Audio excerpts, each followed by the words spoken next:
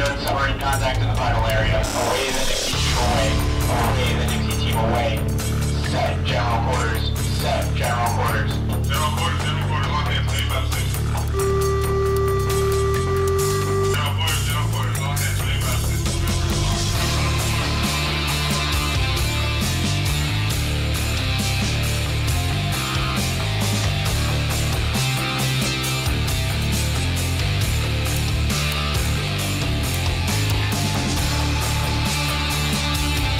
I love this song. What song? You don't have headphones on.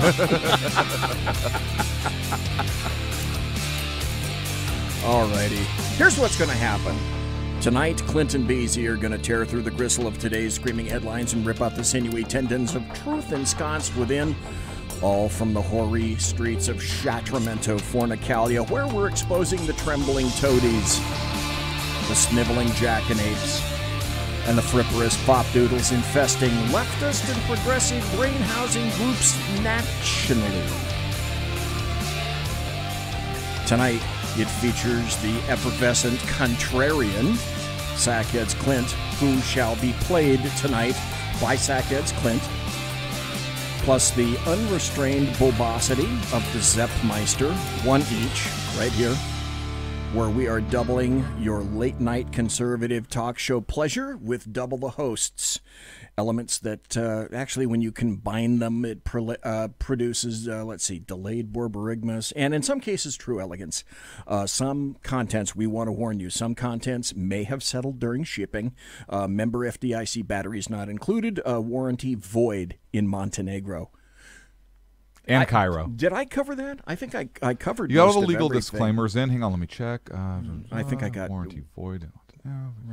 And Cairo, because that's something Okay, new. And Venezuela. Venezuela. We added that. The attorneys added that as well. Warranty void in Venezuela as well. We are blessed tonight. Well, number one, it's blessed. I am blessed to see you over there because I haven't counted the days, but I'll wager it's probably over a month since you and I sat down to do a chat show around here. So now we've had the benefit of having Sackhead Sean and the benefit of doing actually 2 Sackheads. Yes. Full Sackheads radio shows with the 3 of us. And for those of you who don't know, it was originally Sackheads Clint and Sackhead Sean, who were the original Sackhead show because they are the co-owners of SHR Media. Look at the people in chat, would you? Go ahead. I'm telling you. Look at the people in chat, would you? We've got Michael John Pasquo. We got Kaiser Schuff, the Black Kaiser himself. We have Whiskey Dale. We have Inigo Montoya. Inigo Montoya. You killed my father. I know. Prepare to die. Prepare to die. And one viewer who we are not going to unmask because we don't do that crap around here. No, I mean, we have the technology. We do, but we just don't. We know who they are. We could, but we use don't. it. But we decide it's a positive declaration on our part that we're just not going to do that. You know, in order to see you, I'm going to have to kind of shuffle over here. Are you? Yeah, it's kind of like shuffling off to Buffalo. Okay. In any event, with all the stuff that's sitting in front of me right here, I'm looking at... Oh, wait. Hold on. I'm sorry. I forgot to turn that on for you so that you can see. Oh, because I can't see myself. I know. It says, please wait. By the way, folks, it's almost MFG. My fucking God. It's almost the end of January already. It's January 30th, the year of our Lord, 2019. It's Wednesday. Uno más day. What's day in Spanish? Day. Dia. Day? Dia. Okay, uno más day. Uno más dia. Uno más dia. Uno más. Uno. Dia. Pinche gringo. Oh, okay, I will. See? Like that? Yeah. Look at that. He feels like a gringo. Thanks for telling me to pinch him. You're welcome. Yeah. And 3. Oh, my God. We've increased. Now we've got 3 viewers. My name is Inigo Montoya. And I'm going to start out this way. Well, there's so much to talk about. No, there's not. There really is. And no, there's not. I want to thank you guys for joining us tonight. Okay, we've had a really good catch time. us next week. That's right. Thanks for being here. We've appreciated everybody in chat. We really enjoy seeing folks. So thanks for being here. We've had a great time. Folks, see ya. And next week, next Wednesday, yes, we'll be here. Oh, wait. Are you going to be here next Wednesday? Yes. You will? Okay. I believe so. Okay. I hope so. I'm going to be here next Wednesday. Okay. Is Sean going to be here next Wednesday? That part I don't know. Is the Bobcat going to be here next Wednesday? The Bobcat will be here next Wednesday. That's another thing that somehow I'm going to have to figure out how to get number 3 Bobcat cam, just Bobcat cam working. Bobcat cam. Yeah, I'm going to have to break out a couple of bucks and mount a new Bobcat cam because the Bobcat is worth camming. But I have to ask you a question. I don't know if you're prepared. Should we tell people about 9:30? Oh, okay. No. No? No. Okay. All right.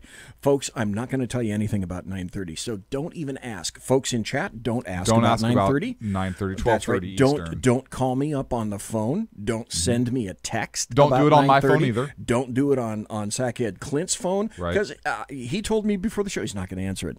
Right. No text. Don't try to contact him on Facebook. Don't I try don't to have contact Facebook. him on Twitter. That's the reason that you're not going to contact him on Facebook or Twitter. I haven't been on Twitter in like months. Yeah, I know. Since 1923, I think it was. Yeah. Whiskey Dale in chat says Clyde rules. That's true. Kaiser Shuff says he's doing the Kaiser Shuffle. Whiskey Dale says some assembly required. Oh, Comrade Bob is in chat. Comrade Bob is in chat. Comrade Bob, welcome to you. I have to say, I have to give a shout out to Comrade Bob. Okay. And so Comrade Bob is one of those people. You know, some people come into your life. He's friendly. No, some people. Otherwise. He is. Some people come into your life and they have an impact on your life, right? Okay. Positive or negative. Sure. And so I'm going to get serious here for a moment. Comrade Bob is somebody who came into my life, and some people come into your life, professional careers, personal, like whatever it is. But so let me tell you something about. Don't let the name fool you. Comrade Bob is not friendly. Is well. He says Comrade Bob. He's very much friendly. He's very much a comrade. But Comrade Bob is probably one of those people in my life, like all kidding aside, who has had and I don't think he realizes how much of a positive impact he's had on my life personally. Really? Yeah, that man cares more about society and the people. And is a man of integrity. Now he's an old crotchety bastard. Don't get me wrong, but he is a man of integrity and somebody that I have been very blessed to know. And so I'm glad he's joined us tonight. And I just kind of want to give him a hard time because it's hilarious. Welcome to Comrade Bob. But I want to let everybody know. Don't let the name fool you. He is actually a tremendous person. And my life is better because he has been in it. So welcome, Comrade Bob. I used to work with a sergeant in patrol. I had 2 names for him since you went there, and I thought, okay, I'll tell this brief story. Great guy, good sense of humor, but if you'd never met him before or you didn't know anything about him, you would think that this guy hasn't laughed since, again, 1923. So I came up with 2 names for him. I called him Sergeant Cranky Pants. Okay. And I'd introduce him sometimes in briefing as Sergeant Cranky Pants. And his second one he actually liked better, this appellation. I called him Sergeant Grumble Crotch. Grumble crotch. Now crotch. How is it you knew that his crotch grumbled? I don't know, but I thought the 2 words together were kind of nice. Yeah, but you do have to. It does beg the question. Why is his crotch grumbling? Yes, and how do you know that his crotch does in fact grumble? Do you see? I see that there's a conflict there. There is a potential. This is where we get into probative questioning. No pun intended. Yeah. Okay. Well, anyway. I don't know him, but anybody that comes into the chat room, we always say a big howdy to. So welcome to Comrade Bob. Or Stewardess Bob. And as he may also be known as. Okay. Stewardess Bob. And Inigo Montoya. So welcome to you. It's always good to see you. Haven't seen Kaiser Shuff in chat for a while, so it's good to see you. Hey, WD, Whiskey Dale. Haven't seen you for a while. By the way, I'll tell the story again. Again, we have Clyde Cam, the Bobcat Cam. The Bobcat is representative of Bloviating Zeppelin's Berserk Bobcat Saloon radio show, which is on every Tuesday and Thursday night, right here live and direct on the SHR Media Studio, starting at 8 p.m. Pacific and 11 p.m. Eastern, which is the same damn time we start here in the Chat Show on Wednesday. In any event, Whiskey Dale, who is in chat right now, Whiskey Dale sent me Clyde the Bobcat. And Clyde is a real, honest-to-God, stuffed bobcat. And he's right over there. He's just a little bit past Clint. Okay. Okay, there we go. Great. There's Clyde. So if you folks are watching on YouTube or watching on the SHR Media Facebook channel, as you look, there is Clyde. Actually, I should be pointing this way. There is Clyde right there. And that's how damn good-looking Clyde is. Because, frankly, Clyde is a real, well, he's an ex-Bobcat, but purely representative of the Berserk Bobcat. He's just a stuffed Bobcat. That's all he is. So he's still a real He's still Bobcat. A real Bobcat, just a ventriloquist has taken care of him and stuffed it. You know, the ventriloquist guys that do the stuffing of animals. They're called ventriloquists. So Kaiser Schuff says, "Hey, Clyde, good to see you. Good to see you. I don't know if you're ready, but I'm going to ask you this. And actually, by this time, you should really know that I was going to do this anyway. Yes. Do you have any Clint stories for us? I don't. Right now, I don't. Look, nothing. I have nothing funny. Okay, watch. This is like a visual. This is me. Oh, that's nice. There you go. What a great smile on that guy, folks. How would you like to marry Clint? Clint, we can auction off Clint. And I told you, here's the other thing. I told you guys not to send me texts, okay, about 9:30. So what happens is you get texts. Some of you damn comedians out there thinking you're funny start to send me texts on Facebook and Twitter and also on my personal number. What's happening at 9:30? I can't tell you. I can't tell you. So no Clint stories? I guess I have kind of a Clint. It's not funny. But weird or unique. Yeah, it's just unique. I guess I don't know. It's just a Clint. I guess it's a Clint occurrence story. I think so. I'm trying to think. A CO. Clint occurrence. Yeah. So I was asked by somebody about just kind of about the things that are happening in our country right now, and I don't. It's a Clint story kind of, but I don't want to really game too much of our show or kind of have a bunch of talking points into one condensed segment because it kind of plays into this story. Oh, okay. But somebody asked me, "Hey, what do you think is what do you think about what's going on in the world today?" And I said, "Well, what do you mean?" And they said, "Well, like just about everything. Like where do you think our country is going to be within the next generation?" And people shouldn't ask me that because I tend to give my honest opinion. Yeah.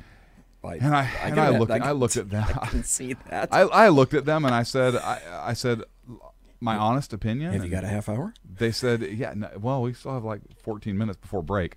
I said, I believe that in my lifetime or in my children's lifetime, so within one generation, we are going to have a civil war. And they said, "Wow, well, it got serious." Well, it got serious. I told you this was not a fun story. Fucking fast. But if you're going to fucking ask me what I think's going to happen, stand by. Stand the fuck by, and you should know that about me by now. Yeah. And they looked at me like I had a third eyeball growing out of my head, and they said, "Well, what are you talking about?" And I said, "There are things at play right now in our country that I think we really can't go back from, or it's going to be very difficult to go back from." And I started my tirade. This is a long story, and I told you it was going to kind of play into the show, so I'm that's sorry. True, but I'm glad that you're going there because it's part and parcel of it is against tyranny. And so I said, okay, look, I said, let me give you two examples, and then let me talk to you about a couple specific things happening right now in our country. And they said, okay, like they were afraid, but too fucking late. You opened the can of worms. That's right. You opened the door. I'm going to walk right through it. So I said, look, you have look at the colonies, right? Circa 17 72, 3, 4, 5, right up until like the point where we declared our independence. You had about a third of the population that wanted to maintain under Great Britain's control, under England's control. You had about a third of a population that wanted independence, and you had a third of a population that really didn't give a shit. Right? They were kind of apathetic. You have independence or staying under the rule of England. There's really no middle ground there. No. You can't partially be under English rule and partially kind of be with yourself also. Yeah, like bipartisanship and compromise between that doesn't you work. You can't real compromise well there. with So that. you have two polar opposite directions that the colonies wanted to go. And what happened? We had a freaking right. England, no, you're going to stay here. The colonies, no, fuck you. And what happened is we had a revolution and we gained our independence from Great Britain. Now go forward to 18... You belong to us? No, we don't. Yeah. Yes, you do? Yes, no, you do. Don't. No, we don't. Yes, we do. You have now fast forward about 1860, 1861, 62, 63, and what do you have going on here in the United States? You have people in the Congress saying states should have the right to decide whether we are going to institute slavery or whatever else, because the 10th Amendment says the states have the power to determine whatever else, because the state does not specifically give the power to the federal government to limit the states' rights in the area of slavery or whatever else. You had the other camp that said, bullshit, federal law is supreme, and we can tell you what you're going to do in the new states, and 10th Amendment or not, federal supremacy over states' rights. And there's really no middle ground there. Fuck you, we're independent states. Yes, we're part of one big group, but states' rights is supreme over the law of the land where the Constitution is silent. No, the Constitution is supreme, and yes, we're going to tell you what to do, states' rights or not, and that was the difference. There's really no middle ground there, and what did we have? We had the Civil War. And you look at what's happening in our country right now, and what do you have? You have the Democratic Party becoming even more extreme, moving outwardly towards socialism and Marxism. They are now, I believe, a party of Karl Marx. They are a Marxist party. And I believe that is accurate. So now you have people, hey, big government control of every aspect of our lives, or over major parts of our lives, lots of taxes, more government control, big brothers. And then you have the other side of the argument saying, no, individual liberty, constitutional republic. There's no middle ground there. There's no middle ground between government needs to control everything and fuck no, individual liberty is supreme. And I point to a few examples. You make an excellent point. And I look at a few examples of things that are happening where I think are potentially going to push us farther into that direction. First of all, you look at some of the things that candidates are running on, and I'm going to talk to. And I'm sure we're going to get into this later, but Kamala Harris and her health care for all. And I'm going to be very, very brief on this. And the person said, well, what do you mean? It's a great concept. And this person is typically tends to be conservative, but I don't think they really thought through, not because they're not intelligent, but most people don't think through the if A, then B, then C equation. Okay. And so I broke down the health care argument in terms of governmental price controls and government controlling health care and so many doctors, less doctors going into the field, the quality of doctors going down, population increases, rationing. You're going to have rationing. What's the curve look like for rationing? Who's going to be the health care? Is it going to be the little kids who don't contribute yet to society, or is it going to be that 22 to 24-year-olds out to about 45, 48, 50 years old where you're really contributing and working and then start to decline again? So I start talking about all these things, and their eyes got about this big, and they said, holy shit. I said, now let's talk about how we're going to pay for this. $3.7 trillion a year. A year. That is almost our entire federal budget. $37 trillion over 10 years. Everything runs over cost, and we know that. You do that over 5 years or so. God, That's more money than exists on the planet. I said, so that's one thing. So look what happened over Obamacare. This is going to be. Kamala Harris came out and said, you will not be able to keep. There will be no private insurance. No, private insurance, none. Gone. And that's a big deal. The other thing is that the Democrats are outwardly saying that they are going to try to get rid of the Electoral College. We will become a pure democracy where mob rules. We have the majority rules. Period. We would no longer be a representative republic. We also have liberals floating the idea of packing the Supreme Court. Oh, that'll next go well. Next time they get in president, they want to go a la FDR. FDR was getting ruled against. The Supreme Court was ruling against FDR and his New Deal policies because they were unconstitutional. He threatened to pack the court. That's when the court became political and said, we'll start voting for your stuff. And the court started upholding FDR's New Deal garbage, which was unconstitutional. So he never actually packed the court. The Dems have said that they are interested in packing the court. Well, that leads to a couple of articles that we have for you folks later on tonight. It does. Oh, so if that happens, imagine some of the things coming. There are states that will absolutely not stand for that. There are people that will absolutely not stand for that.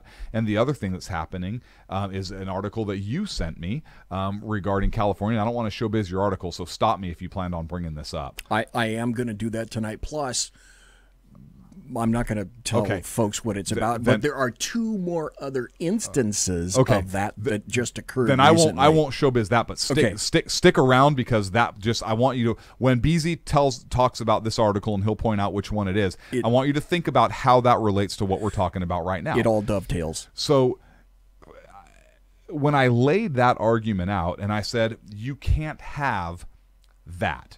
Look at where we are on immigration, even with the previous government shutdown. First, the Dems were for a wall, a barrier, immigration, all this stuff. Under Obama? You bet they were. And now they're not. We are so divided and polar. We can't even. That is a non-starter when our president starts with things that they wanted in the first place. And so all of that, kind of a long excuse, and I told you to take up most of the time. That's okay. I think I depressed the person. I don't think they'll ever ask me that fucking question again, which is probably good for them. Here's an interesting point, and I'll throw it out to the people that are listening to us right now, listening live, the people that are going to be listening in podcast. Ask yourself this very same question, the folks that are in chat, the folks that are watching on YouTube and Facebook. Once the genie came out of the bottle... I'm getting a message that there's no sound.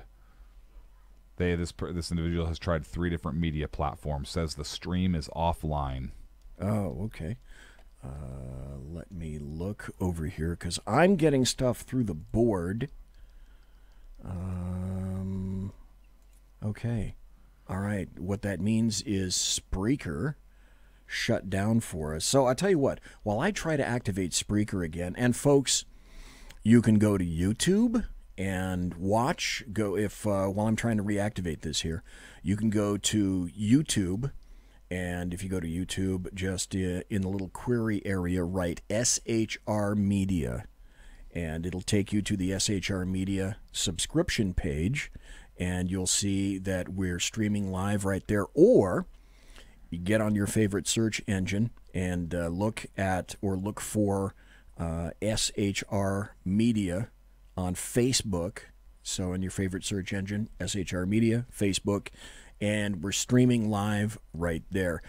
The thing that stopped, because I've been having some problems with Spreaker, and it's not just me, it's been a couple of other people on Spreaker, is it'll stop mid-broadcast. I started it up. It was going just fine. Will the replays still play afterwards? If you want to get what you're going to have to think of is that the people that are watching on Facebook and YouTube, what did they get? Our beautiful faces. Bonus content. Yeah, but every time. Yeah, so it's like, okay, bonus content, once again, as I'm trying to start the...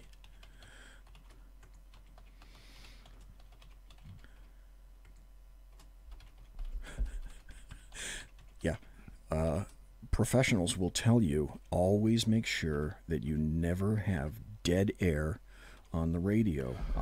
I'm curious what dubious smile means. I was fired. Is that a good thing or a bad thing? I was fired from a radio station because I had about 5 seconds of dead air. In the 70s, it was a... the only thing I know about radio in the 70s came from Clint Eastwood movie, Play Misty for Me. Okay. All right. Well, Spreaker, for whatever reason, Spreaker is just dead tonight. Did you ever watch Play Misty for Me? Clint Eastwood. Yeah. Was 70s radio like that? Very much so. Because that's how I picture it. Yeah. I picture you with the big-ass sideburns and, like, the feathered hair. Like the long feathered hair. And the Dodge Diplomat. Like... Except on the radio. I didn't have a Dodge Diplomat. What I did Yet. What I did have is I had a 1970 Rambler American. Okay. 4-door. As opposed to the Rambler Italian? 4-door. Here's how great the seats were. Am I going to have to take a break here pretty soon? Yes. No, I got 2 minutes. I got 2 minutes for a story. This had the worst seats in the world. I used to say in the cop car world, Crown Victorias historically had the worst seats in the world because they weren't concave to fit your butt. They're kind of convex. Well, the seats in a Rambler American were hugely convex, so that the average butt just kind of bounced off the seat. It didn't hold your butt at all. But the worst seats of all in the 70s were, I had a 79 Rabbit. I had a 79 VW Rabbit. Okay. And that's back when all the seats in that time were vinyl. Pleather. Vinyl. So imagine, if you will, being BZ minus about 150 pounds, but still liked to drive fast and corner. Can you imagine? Even belted in on a vinyl seat. If you took a left-hand turn, my ass wanted to go across the shift lever and over into the passenger seat. The most comfortable car seats of all time, in terms of one particular Chevy Caprice. They were Chevy Caprice Classic with the Corvette ZR1 engine. They were very good cars. I loved those. You would have not had any problem with this at all, but the cars that made you feel like a lowrider were the 1976 and 1977 Pontiac Le Mans Enforcers. Even guys like you're about 6'2", right? Yes. Okay. So even guys like you would sit in the Enforcer, and their heads would be like 3 feet below the ceiling of the car. For whatever reason, Pontiac put really damn low seats in those things. There was a time, because I'm 5'9", there was a time when I would sit in there, and I shouldn't say, I'm going to say it anyway, because we're going to go to a break here real soon. We had somebody in driving one of those cars on the street that we used to call Pillow Woman, because in order to see sufficiently over the steering wheel and the dash of a Pontiac Le Mans, she had to put a pillow, a thick pillow, I might add, under her buttocks in order to make sure that she saw out of the automobile. Just some of the... So be honest with me. Strangest cars. Be honest with me, BZ. Okay. It's just you and I. Okay. Nobody's here right now, just us. Okay. Nobody at all. Nobody at all, just us. Okay.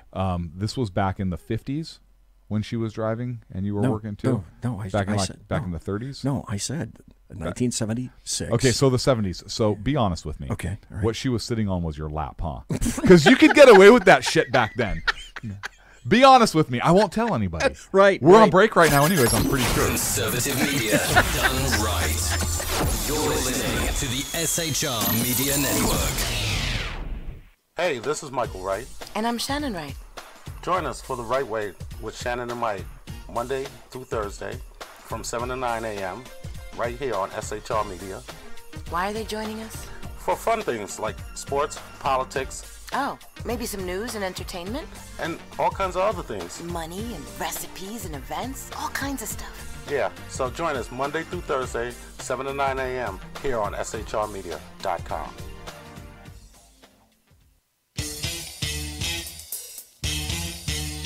From a public locker inside a dilapidated Long Island rail station comes a show designed to piss off liberals using truth, facts, and ridicule. The Lid Radio Show, featuring the conservative voice from the People's Republic of New York, the Lid himself, Jeff Dunitz. Tune in every Wednesday at 2 p.m. Eastern, 11 a.m. Pacific on the SHR Media Network. Go to shrmedia.com. At Lid Radio, we fight for the truth, justice, and a good kosher T-bone. If you don't listen, Hillary Clinton might sneak into your bedroom in her housecoat late at night and blame you for her election loss. It's the Lid Radio Show with Jeff Dunitz.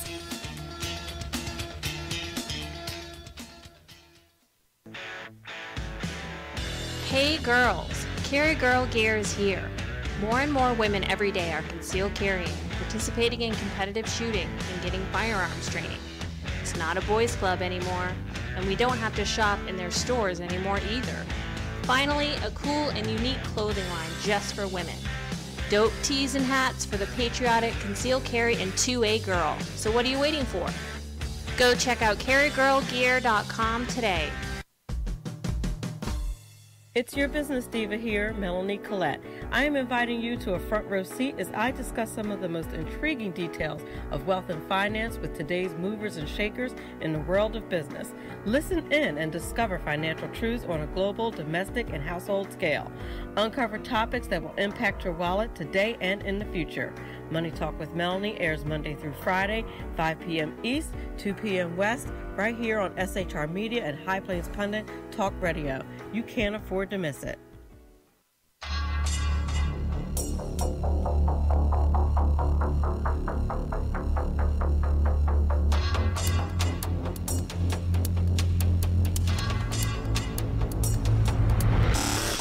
The new show on the SHR Media Network, Sackheads Against Tyranny.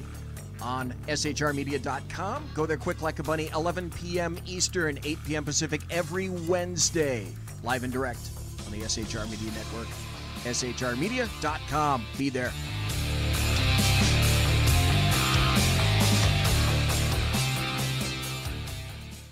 For 50 years, I've seen the American people blinded by corrupt politicians, a lapdog media, and deceptive Islam. The one thing the elites fear is one man with a cane. I'm Dave Milner. Join me through Spreaker, iTunes, and SoundCloud, through SHR Media and the Western Free Radio Network, for half a century of experienced perspective on political and social issues, weekly on The Unpleasant Blind Guy. And catch me on Jeff Mitchell's EDL Radio on blogtalkradio.com. There's no surrender, ever. Because truth is not always pleasant. Broadcasting behind enemy lines in occupied California, a mere 2 miles from the state capital, the bloviating Zeppelin's Berserk Bobcat Saloon radio show can be heard every Tuesday and Thursday night at 8 p.m. Pacific and 11 p.m. Eastern, only on the SHR Media Network. Go to shrmedia.com to listen. You can also watch on the SHR Media Facebook page and the SHR Media YouTube channel. No goldfish were abused in the making of this ad. Conservative media done right. You're listening to the SHR Media Network. Well, we're back. And I can't start Spreaker, and I apologize for that. Spreaker is going on a rant right now. But you can watch the show, folks, the Sackheads Against Tyranny show. If you go to the SHR Media Facebook page, you know how to get on your favorite search engine and do that. Or you can go to the SHR Media YouTube channel, and when you get onto YouTube, you put in that query area right there. Well, you can't say that. You can't say that word anymore. Okay, when that Inquisition field. Yeah, and here's why you can't say query anymore. Wait, you just said it. You said I couldn't say it. I said you can't say because people have to know what it is that's inappropriate to say. Okay, so... Because it's kind of like the college professor that said niggardly, because it's even though it means nothing racial at all, that professor got fired for saying it niggardly and using it properly. Okay, so you can't say query. I can't say it, but you somehow can manage I'm saying to you can't say query. Right. Isn't that queer how you can't say a word like query anymore? Because it sounds like what? Weird. That was just weird. It was queer. It was? What I just said was very queer. Yes, it was. And what's wrong with that? And it was kind of odd, too. It was odd, yeah? Just, some of the strange things about. Oh, you want to hear strange things? Boy, have we got some strange tales for you. What do you have? What are we talking about? Are we talking about Venezuela yet? There are so many things, and if we go here, if-then equation, then I want to make a warning. Okay. And I preface this by saying, and I don't know how you feel about it. You and I have not had that I can recall, a real in-depth discussion about this topic. And I have done my pretty much level best to avoid the topic because I think I know where you're going with because it was so supercharged. Mm-hmm. And so people feel so passionately about it. I need a drink before we start discussing this. That this was not an issue that I would hook my teeth into because of the reactions that you would get. And as a conservative, I have always been interested in this, but this was not a topic that I would pound on the desk for day in and day out. By now, folks, you probably know that I'm talking about abortion. Mm-hmm. So I'm going to get this off my chest. You can get it off your chest as well. I figured we may as well do it early, but I have to give a warning out there. If you're playing this show at work with no headphones, now is the time to turn the volume down, or put it on your headphones, or just hit pause. A little late. We've dropped about 17 F-bombs. Well, not like what's coming. Okay. So I just want to warn folks that there could be some salty language coming because of this issue. I have to say that never in the 7 decades that I've been on this planet, never have I seen a group of individuals actively celebrate infanticide anywhere on the planet. I've never seen this before. So I'm referring to the state of New York, folks, if you haven't heard about this, and if you haven't, you've been underground somewhere, or you've been sleeping like Rip Van Winkle.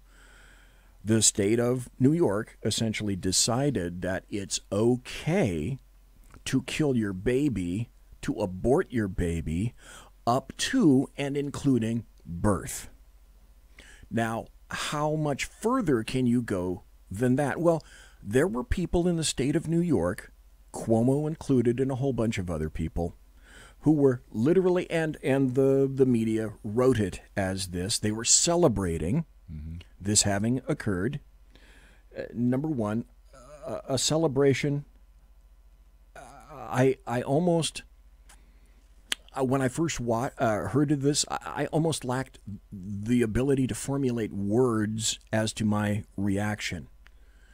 If that wasn't bad enough, then the state of Virginia just recently decided that, wait, New York had such a fantastic idea about this. We're going to go ahead and do the exact same thing. When we saw they tabled it.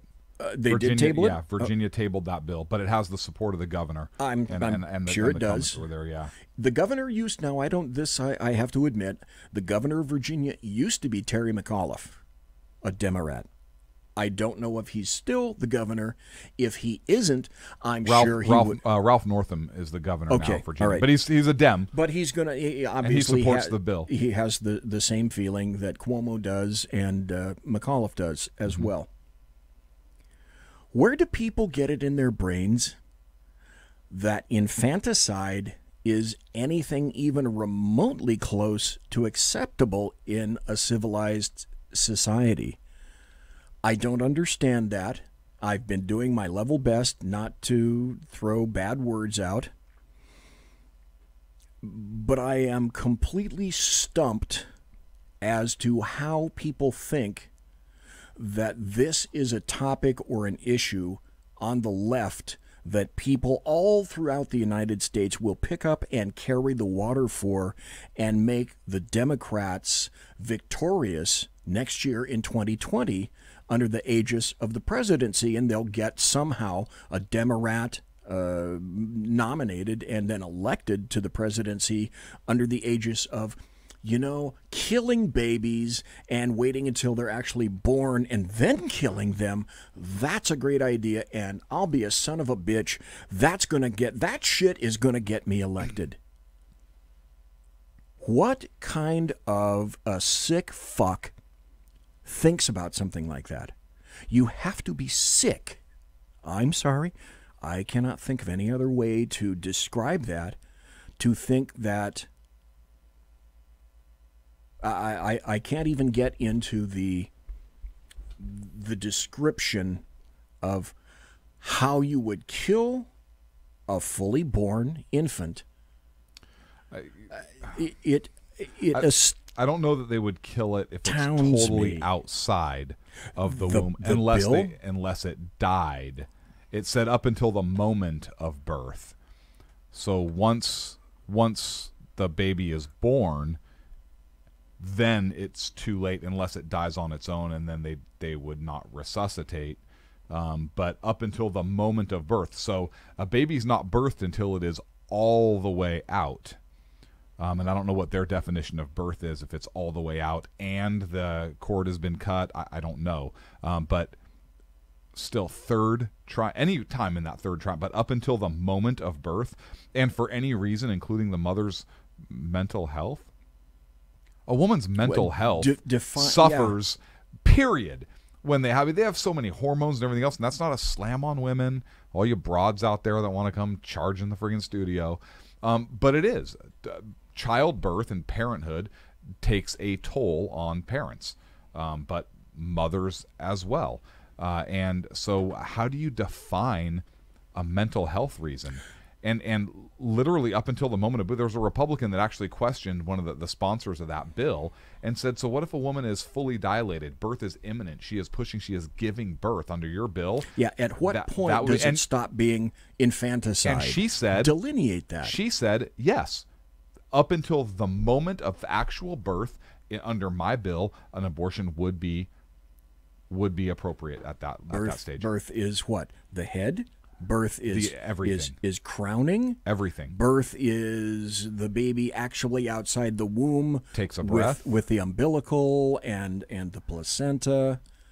You're right. It says up to birth, but okay. How do you stop birth? It boggles my mind. Here's the thing. It's so without getting into the abortion argument, I'm going to take this angle. Okay. The angle I'm going to take this angle. I'm going to make these two arguments. We define death as cessation of a heartbeat, cessation of brain activity, correct? But cessation of heart function is the primary determination of death. Is that fair? I would go along with that. Okay. And there's more in this bill too. So and I'm sorry, I don't mean. Do you want to go on first before I? No. Go ahead and make that point, because I'm going to make another point that's similar to that. One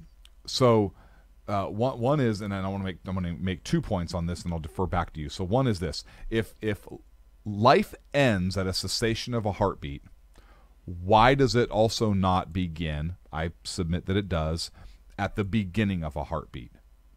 That's point number one. You can't have one without the other. Right? Science is either settled or it isn't.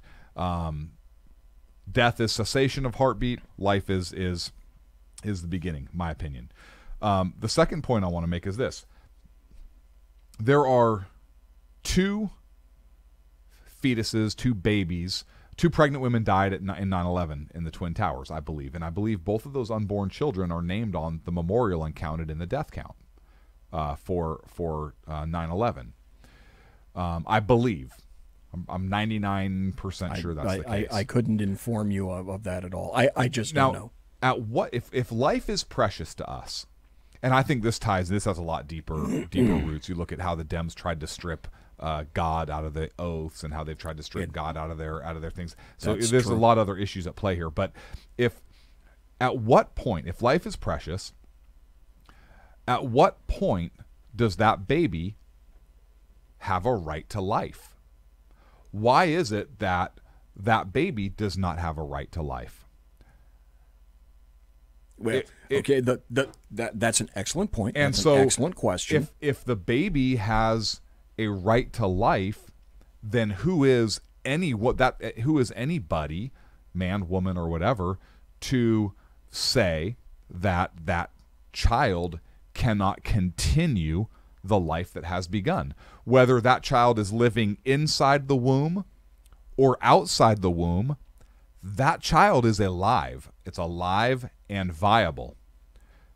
So at what I agree with you that it's murder, because you have a known life particularly capable of surviving outside of the womb at that point. We know feels pain and has brain function and all these other things. Yes. Who is there to stick up for the rights of that child? I would submit that that life, that human being, although not outside of the womb, alive inside of the womb, I submit that that life has constitutional rights, including the right to life. Okay, let me go. Let me go you one further. Mm-hmm. I went on a homicide case down in Elk Grove where the DA went after the suspect for 3 counts of homicide, 187. He killed his wife, killed his child, and inside his wife, she was pregnant with an unborn child. That was count number 3. So we can charge a crime behind that. The child is considered a person in terms of the charge of 187. I should care to point out that in this bill in New York, one of the things that it does do is it removes the criminality of that incident, so that the doctor performing these abortions... Oh, and this is another thing. Under the Reproductive Health Act, non-doctors are now allowed to conduct abortions, and the procedure could be done until the mother's due date if the woman's health is endangered or the fetus is not viable. Non-doctors. Non-doctors. I thought this was a medical reason to have an abortion. So if there's a medical reason to have an abortion this late in the game, how can you possibly authorize a non-medical professional or a non-doctor to perform that emergency procedure? I'm reading from the story. The story says the previous law only allowed abortions after 24 weeks of pregnancy if a woman's life was at risk. Yeah. Cardinal Timothy Dolan, Archbishop of New York, along with the Catholic bishops in the state, signed a letter condemning the bill, saying, "Our beloved state has now become a more dangerous one for women and their unborn babies." What the bill doesn't do is it doesn't provide civil immunity for the doctor if, for whatever reason, something else occurs. But the bill has completely removed any form of criminality whatsoever clearly off the table. And as you say, Virginia wants to do the same thing. We broadcast out of Sacramento, California. We're 2 miles east of the Bill Mill at 10th and L Street, the Capitol building. And if this is being thought of in New York and Virginia, you can be damn sure that a bill, if not a carbon copy of it, is being considered at 10th and L right now. I would certainly wager that it's, in these days, it's not that far. We're not that far in California from seeing something very, very similar to what they just had. So one of the quotes that was in this article, Thomas Peters, and he's on Twitter at American Papist, condemned Cuomo, saying he should be excommunicated for his... That's another issue. He should be excommunicated for his pro-abortion actions, pointing to the One World Trade Center's pink spire. Now it looks just like the needle that is used to supply the lethal injection to the living unborn child. There are states where you cannot have lethal injection.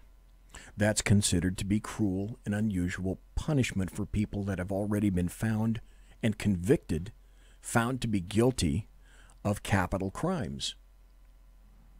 You can't use a needle in some states for those persons, yet apparently you can use a needle for lethal injection of what in the... It's like this law is attempting to play with an issue and a point in time that is paper thin between an actual birth and, I don't know, what's that point? Dilating? A head actually visible? And then the other question is, if up until that point where the head is beginning to emerge, are you going to find where would you find any kind of a medical fill in the blank, whether it be, alleged professional or actual doctor? Where would you find someone who's willing to do that to a child? Well, considering specifically the oath that doctors take, the Hippocratic Oath. Who was the doctor that got convicted in Philadelphia? Gosnell. Oh my God. Oh my God. There's one sick fuck who'd do it. Yes. This is an aside. I went to go see the movie when it was out. It was out for about 35 seconds. One of the most disturbing movies I've ever seen. It's now on pay-per-view on all sorts of venues. If you haven't seen, if you are impacted by what I've been saying, by what Clint and I have been saying for the past half hour, go watch. And if you're on the cusp, if you think you're anywhere on the cusp in terms of abortion or babies, infants, go see Gosnell the movie and then come back and talk to me about what you've seen. Because if you really are on the bubble about this and people don't want to have their visions disturbed, I must warn you up front, your vision is definitely going to get disturbed by seeing this movie, although it's not that incredibly graphic. The subject matter is disturbing. The words that are utilized, not necessarily what you see, but the acts, the descriptions, the results. I don't know how you could go to that movie, be a human being, and not come out affected. And not in a good way, not in a, I'm rejoicing, huzzah, huzzah, over abortion. As a matter of fact, that new New York law is one of the finest laws, after having seen the Gosnell movie, that I think I've ever seen, and now it really is time for celebration. Are you fucking kidding me? Let me ask you a question. How do you think most Americans would answer this question? Tell me about the history of abortion and how it came to be in America. I couldn't answer that question. How do you think most Americans would answer that? Do you think they'd say, well, Roe versus Wade?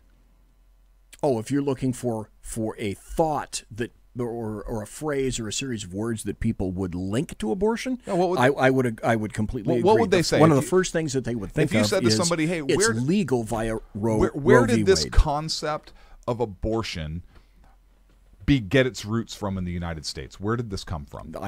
I hope you know I do not have that answer. So I would point to everybody to look at, research, read the words of Margaret Sanger.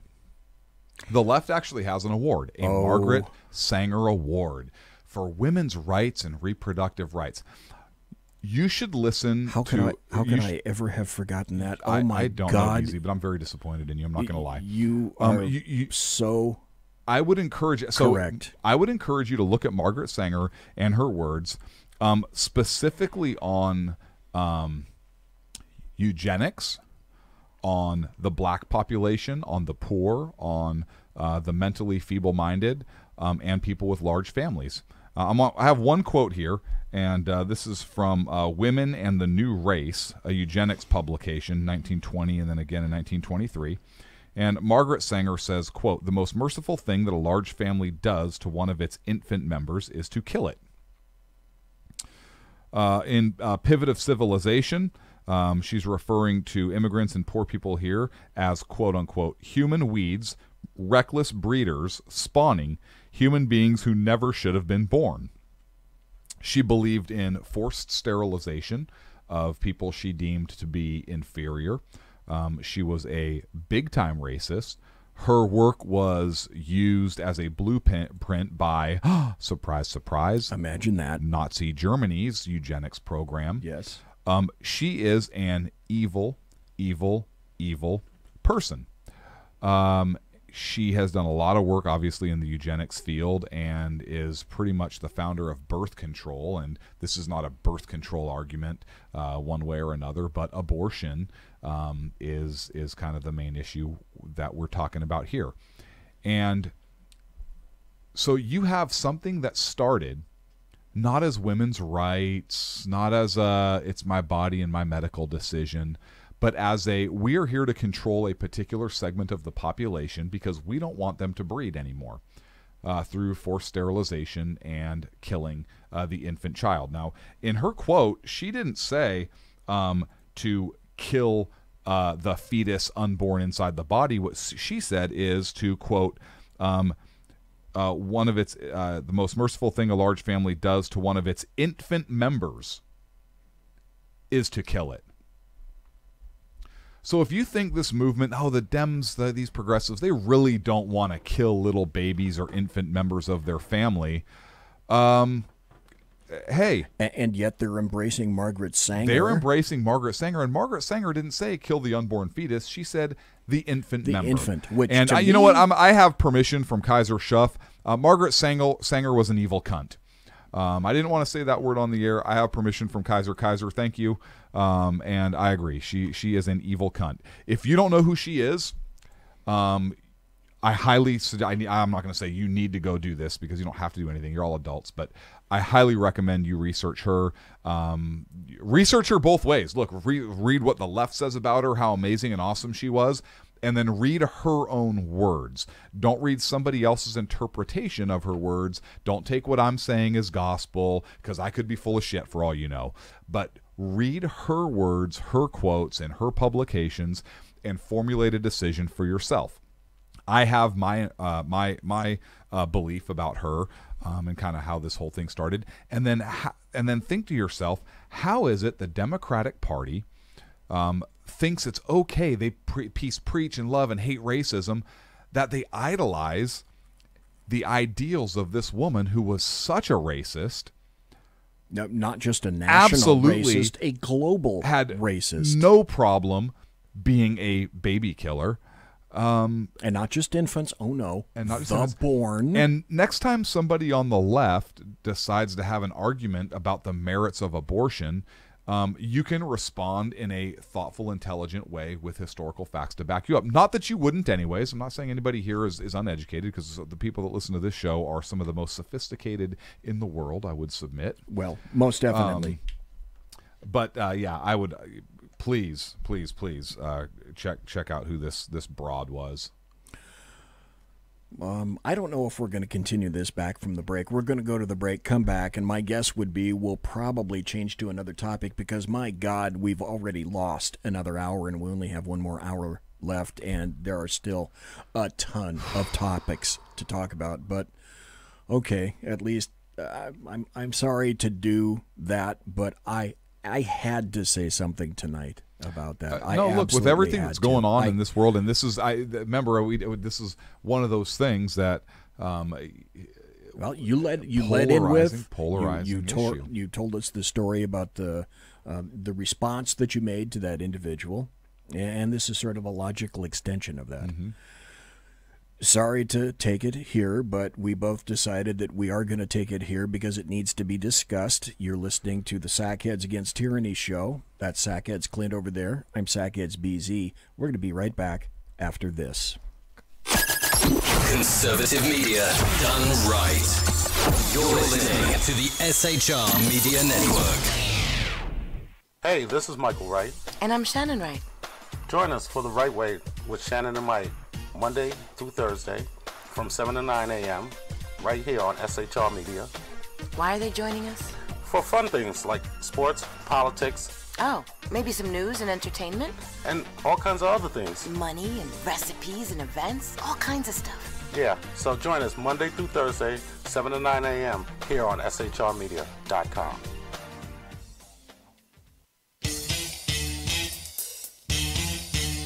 From a public locker inside a dilapidated Long Island rail station comes a show designed to piss off liberals using truth, facts, and ridicule. The Lid Radio Show, featuring the conservative voice from the People's Republic of New York, the Lid himself, Jeff Dunitz. Tune in every Wednesday at 2 p.m. Eastern, 11 a.m. Pacific on the SHR Media Network. Go to shrmedia.com. At Lid Radio, we fight for the truth, justice, and a good kosher T-bone. If you don't listen, Hillary Clinton might sneak into your bedroom in her housecoat late at night and blame you for her election loss. It's the Lid Radio Show with Jeff Dunitz.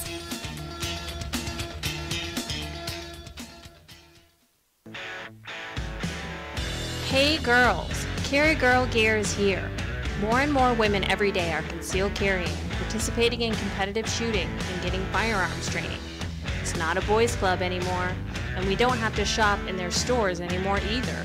Finally, a cool and unique clothing line just for women. Dope tees and hats for the patriotic, concealed carry, and 2A girl. So what are you waiting for? Go check out carrygirlgear.com today.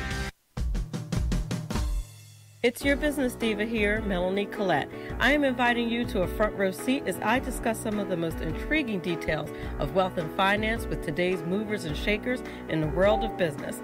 Listen in and discover financial truths on a global, domestic, and household scale.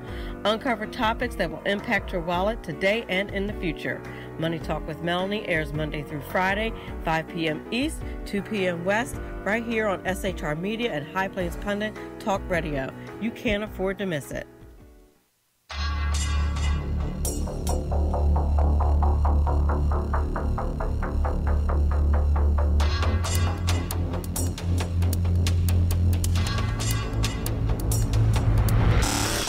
The new show on the SHR Media Network, Sackheads Against Tyranny. On shrmedia.com. Go there quick like a bunny, 11 p.m. Eastern, 8 p.m. Pacific every Wednesday. Live and direct on the SHR Media Network. shrmedia.com. Be there.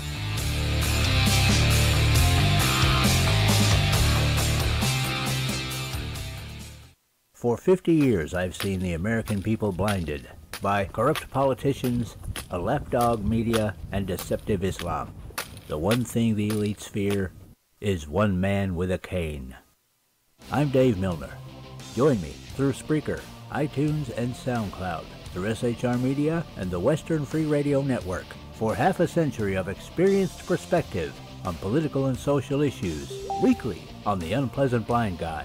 And catch me on Jeff Mitchell's EDL Radio on blogtalkradio.com. There's no surrender, ever.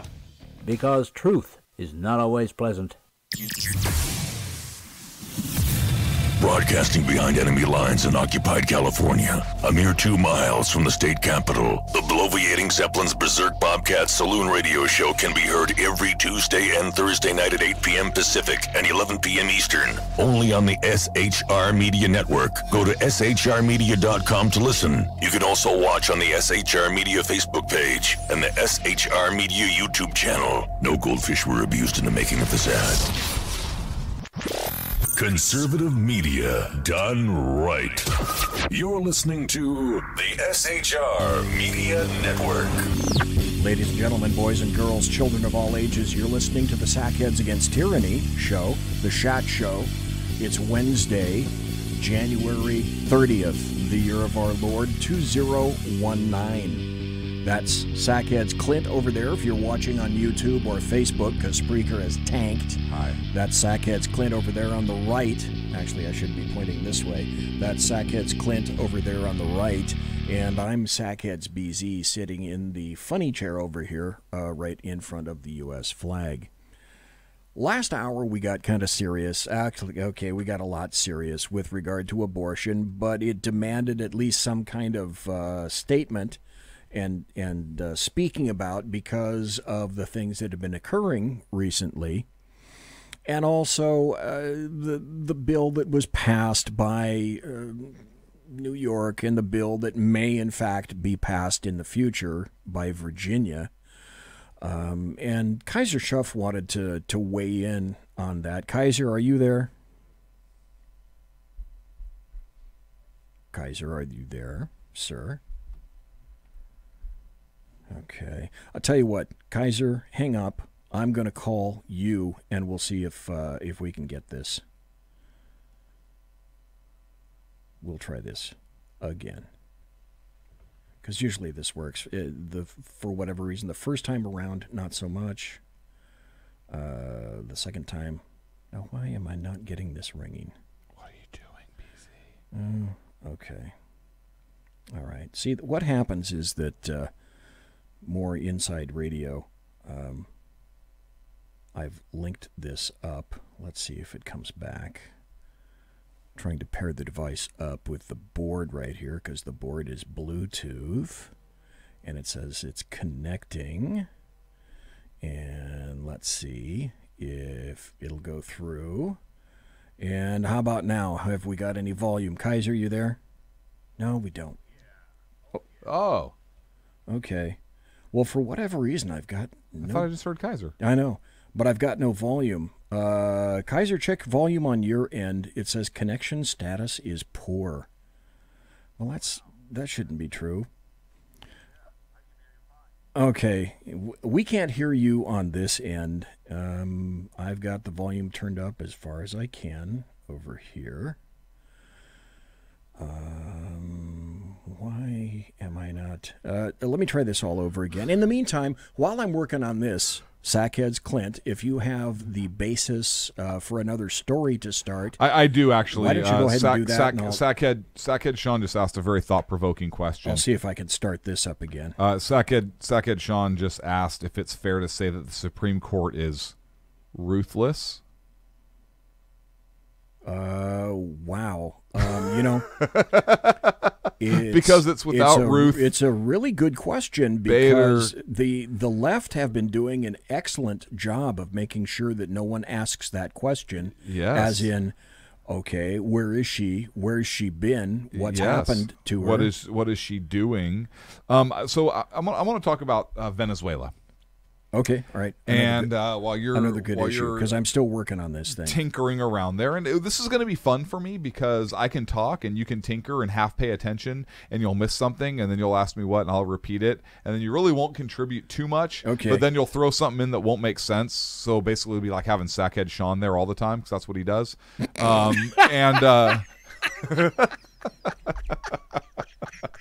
He's going to come out of that room right now, and he's going to come out of here. No, and he's going to be unhappy about it. Crawl out of that room right there.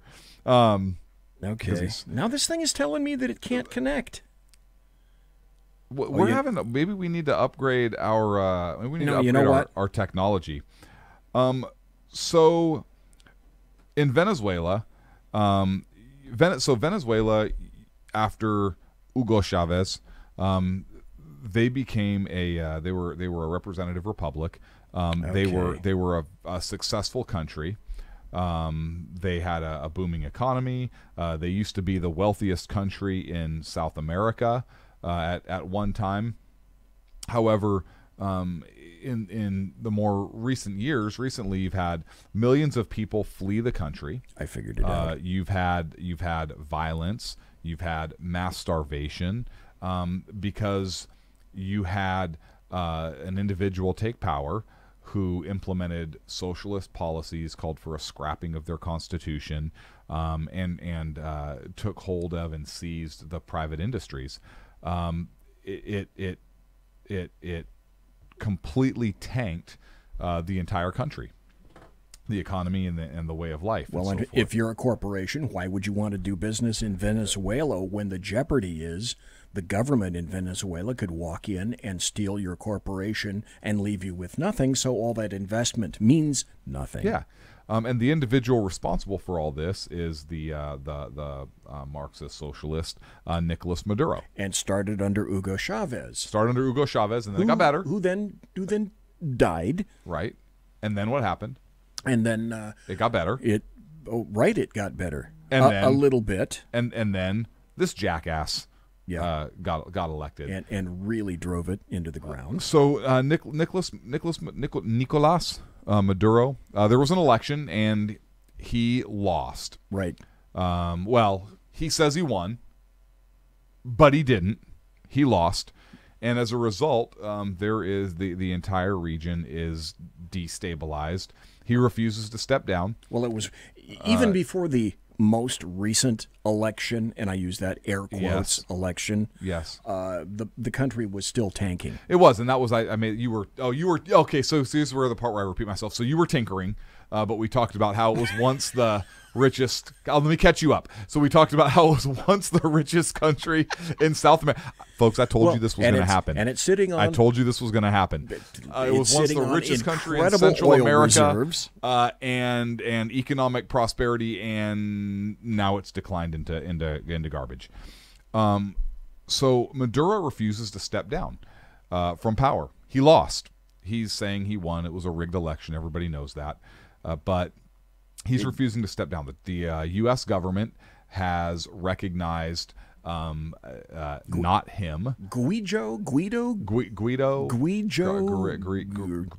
Grigio. I don't know. Yeah, that guy. Well, we'll call him Pinot for now. The United States has recognized Juan Guaido. I'm going to call him Guaido. Yeah. And Trump did that early. He did. He did that last week. He did as the interim head of state. Recognized that government. Maduro went ballistic, threatened to kick kick the U.S. out, and the U.S. said, "Fuck you, we're not going. We don't recognize your authority anymore because you're not legit. So you're not the president. You can't tell us to get the hell out." There are protests. People are getting killed. Then the Russians did something very interesting, much like they did in Crimea. Security forces showed up, not wearing patches. They were private contractors, but they showed up. That's interesting. Why would the Russians be sending contract defense personnel to assist this person who should be out of power according to their nation's laws and the election? Well, let's think about this. Venezuela owes a lot of money to whom? Well, and let's not forget history. Well, there's history in there too. There is, but There's let's talk history. just dealing with this part right now because there is history. But who do they owe a lot of money to? Well, they owe money to the Ruskies. They do owe money to the Ruskies, and they also owe money to the Chinese. The Chinese. And how do they pay? Does Venezuela pay down their debt in cash?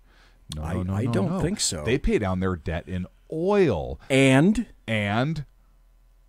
oil. And is primarily how they pay it down. And go. Did you hear the story? I thought this was where you were going to go. No, I'm not. I'm still going places. Okay. I thought you were going to go the 20 tons story. Well, I'm still going places, so hang on. All right. I won't Bigfoot that. Let's put a pin in that for a second. All right. And they get cash for their oil from the United States. Right. Which is kind of funny because Trump put a whole bunch of shit into play to squash that. Now, their oil company is state-owned and run, so that oil money belongs to the people, but is, as lo and behold, obviously their government is crooked. You have the haves and have-nots in that country with Maduro and so forth. But did you know that, and you might have known this, that China, so why is China involved? Because China's backing Maduro also. China has a satellite tracking station in Venezuela. Were you aware of that? I knew they had some physical plant in there, but I didn't know what that consisted of. Satellite tracking. The Russians have a cyber capabilities in Venezuela. Okay.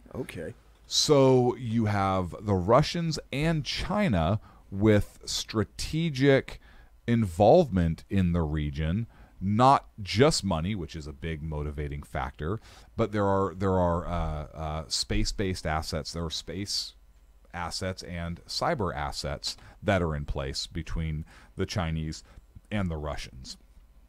So now you have the Chinese and the Russians almost on another front where they're able to kind of levy a proxy war, so to speak, with the United States. Historically, ask yourself, though, haven't those countries, haven't we seen Russia, China, and Cuba historically being involved in South America? Yeah, absolutely. So this should be shocking to no one. It's exactly. So something else very interesting happened this week. John Bolton was giving a briefing, and he had a legal pad, and he was kind of holding his legal pad up here, and on the top of the legal pad on the lines were written, and I forget the number, so don't quote me on this. I'm going to throw a number out, but I'm talking out my ass because I don't remember what the number is. Something to the effect of, and it might be that 5,000 troops to Colombia. Okay. So did you see that? Oh, yeah. No, there's a picture of it. You Google it. There's a picture of it. He's giving the briefing. He has this yellow legal pad, and right at the top is 5,000 troops to Colombia. Of course, people seized on it, lost their shit. Oh, my gosh. We can't send troops in. God, that is get such boots a on the ground. Sucker's ploy. Thank you. That is such a sucker's ploy. That is what I said. Somebody and I saw this and I laughed. Isn't that the first thing that you thought of? That is the very first thing I thought of. Take hook, insert it in route, pull you right along. And here's just why. Like that. John Bolton is not that stupid. He has been around for a long time. He was a former ambassador to the UN. Yeah. This guy has been in government, has given briefings, has handled sensitive information. He is not that stupid to write. Really, to let information like that be so visible. So here's the thing: he's got a big legal pad, and it just so happens on the top two lines is written the sentence about that, and he's holding it like this for the camera. You need to take a look at the picture if you can get it up and see what I'm talking about. If I can find it, I will. There is no way that that's not a ploy. But the interesting thing is, I believe this president, if things go too sideways over there, would do just that. I think it's more of a warning to Maduro than a let's kind of fuck with everybody. What are your thoughts on Venezuela and that specifically as well? Okay, well, we've seen this before. Didn't we see this before? The answer is we saw this before. Didn't we see this in Syria? Didn't we see this on an airfield? Didn't we see this from Tomahawks? And didn't we see this with regard to, I think, at least 27 missile strikes in Syria very, very early on in the Trump first term, in his first, I think that was his first 6 months, where he decided that he was going to rain some explosives. Okay, I got to show the picture. Okay, you found it. Okay, I got to show the picture. Hang on for a second. Let me get you on the full screen here so that folks can see that. Okay. There is nothing on that page except one line. Yeah. That says exactly what he wants the world to see. Who holds a legal pad like that, number one? Okay. Can you see it, BZ? Oh, yeah. Okay. If you pull it back a little bit, okay, it'll be in focus. But I think everybody got the idea off of that. Yeah. See, to me... Who holds a legal pad like that? Yeah. Particularly somebody who, and that's the only thing written on the freaking thing. See, to me, that is so obviously a ploy, it's not even funny, which then says that if any, and I had no idea about this story. Oh, you didn't? No, I did not know. God. I didn't know about the photo. How did you miss this? I don't know. I didn't know about the photo. I didn't know about the story, but just in the few seconds that you regaled that tale to me and you showed me the photograph, the very first thing, especially now having seen the photo itself after your description, I thought, oh, God, Bolton can't be really this obvious, can he? And apparently the answer is, well, yes, he can. The second thing that's equally of concern is, and I'm going to ask you because I don't know the answer, so you're trying to tell me that after that obvious ploy by John Bolton that the American media maggots picked that up and ran with it as gospel? Yes. And oh my God, he's going to get us involved in yet another war. Again, how can you have alleged adults look at that and not say, Bolton, give me a break. You can't be kidding me. This is so obvious because the that media, a 5-year-old could see this. So I guess now it becomes a question of what is the purpose of ensuring that is seen. Well, because they don't do anything without a purpose. There is a game plan. Yeah. Well, here's one thing you can't say about it. You can't say it's a back channel play. Right.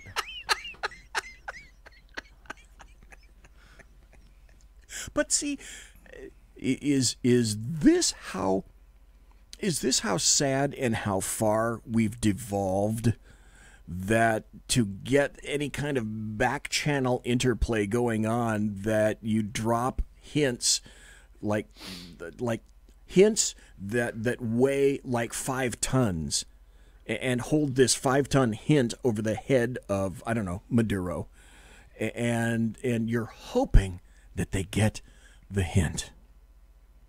Yeah, the answer is obviously yes. So is your analysis that this was done as a blatant warning to Maduro? Apparently, someone, possibly including Bolton, thinks that it had to be that blatant and that obvious, because see, and this is why it's either because he doesn't have to come. I'm going to send 5,000 troops. Here's why it's either brilliant or it's so clumsy. But I am going to tend to go on the brilliant part, because you and I both know that Trump has played the media like a fiddle for quite some time, and he can get them to go 210 over 190 in the space of a tweet. Yes. Okay. So then with that thought, was Bolton a play like a tweet, only he was a photographic tweet, not by the president, but by somebody else saying, okay, you want a hint? Here's a hint. Here's a picture of John Bolton. Now, take that as a hint. I mean, was it that clumsy, that ham-handed? And I think the answer probably is yes. Yeah, look, I think so. I think so, too. I really do. Because the media, after listening to what you told me about that story, the media themselves went 210 over 190 over the John Bolton photograph. And honestly, like I said, I did not know that this is not me playing. You know, you're not playing with me. I'm not playing with you. To me, this is a new story. That happens off camera. That's right. We don't do it on camera. Thank you very much. Just in case you're concerned. Mimetic warfare. Kaiser Schuff in the chat says it's called mimetic warfare, and that's basically warfare by memes. I like yes. I get it. Mimetic warfare. I like it. Also in chat, Kaiser Schuff says Russian contractors are all KGB GRU operators. I believe that in a heartbeat. Yep. In a heartbeat. I mean, do you see Russia flew a couple more bombers off our west coast again? Yeah. I have to tell you a story. Okay. It's going to be very brief. A long time ago in a galaxy far, far away, this is how immature my brain was. A long time ago in a galaxy far, far away, I worked very briefly for the FBI. And I thought while I was back east. You did not think while you were at the FBI. That's a story for another day. Okay.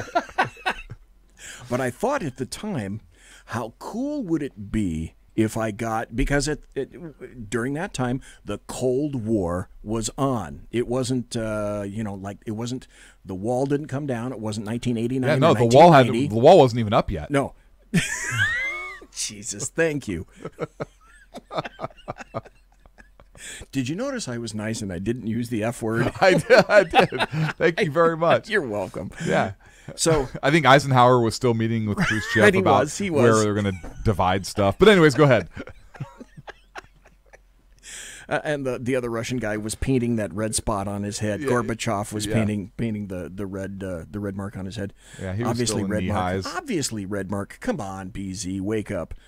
And I thought it would be cool while I was with the FBI to get a photograph because it was the Cold War thing. I thought, I want to stand in front of the Russian embassy and have somebody take my photograph so that I could take the photograph, have it taken by somebody else, and then send the photograph to my parents back in California. Look, it's your son standing in front of the FBI. That doesn't seem like a good idea. Standing in front of the Soviet embassy. That doesn't seem like a good idea to me. No, it wasn't a really very good idea because I didn't have a car, so I had to get another guy, and we kind of confiscated a G ride. And went towards there, and then this guy, the closest, it was so funny because it was like a periphery effect. The closer we got to this, the worse he thought the idea was. At first, he thought it was funny as hell, just like me. And then we're looking down the street because Embassy Row, it's like, and of course, embassies, they're all decked out with cameras. They're not really good back then, but... So just as we get to the front of the Russian embassy, we both decided we're going to drive on by. So I never got my photograph of the Russian embassy. That was probably a good idea. If I'd done that, if I'd actually gotten the photograph of an FBI agent standing in front of the Russian embassy in D.C., I'm sure that, the ... after that... How would you even think... Would yield... how would you even think you're fired that was a good idea? That's what I said. Okay. Anyway, moving right along. So, Kaiser wants to know if you had to write a brush report on that. Yeah, as a matter of fact. Okay, maybe I can tell you that's one of the reasons that I decided that whatever it is, being the better part of valor, that I might want to visit another federal agency, which I did. Which agency did you visit? Marshall. Oh.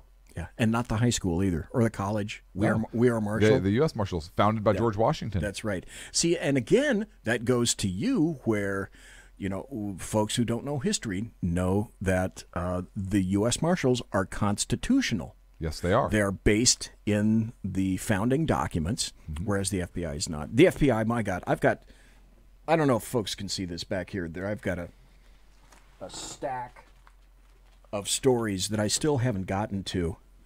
This stack is literally an inch, almost 2 inches thick. In this stack of articles that I've been wanting to read for the past 2 weeks. That stack is 6 inches thick. There you go. Thank you. If you look... That's 6 inches right there. Good point. Right?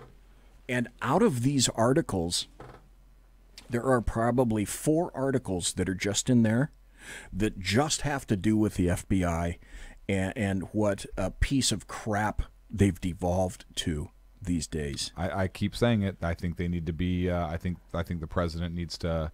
I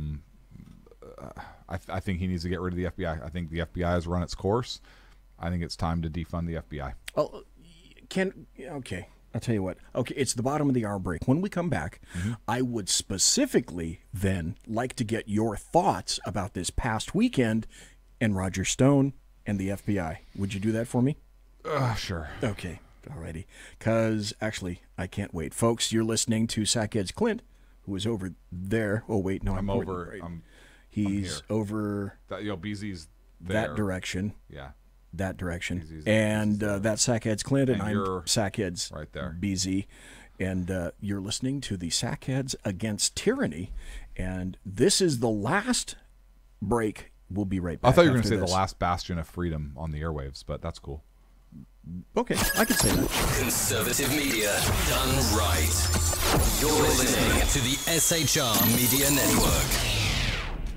Hey, this is Michael Wright. And I'm Shannon Wright. Join us for The Right Way with Shannon and Mike, Monday through Thursday from 7 to 9 a.m. right here on SHR Media. Why are they joining us? For fun things like sports, politics. Oh, maybe some news and entertainment?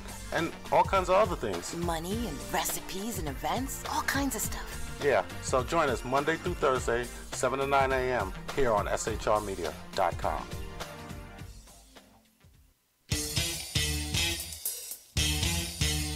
From a public locker inside a dilapidated Long Island rail station comes a show designed to piss off liberals using truth, facts, and ridicule. The Lid Radio Show, featuring the conservative voice from the People's Republic of New York, the Lid himself, Jeff Dunitz. Tune in every Wednesday at 2 p.m. Eastern, 11 a.m. Pacific on the SHR Media Network. Go to shrmedia.com. At Lid Radio, we fight for the truth, justice, and a good kosher T-bone. If you don't listen, Hillary Clinton might sneak into your bedroom in her housecoat late at night and blame you for her election loss. It's the Lid Radio Show with Jeff Dunitz.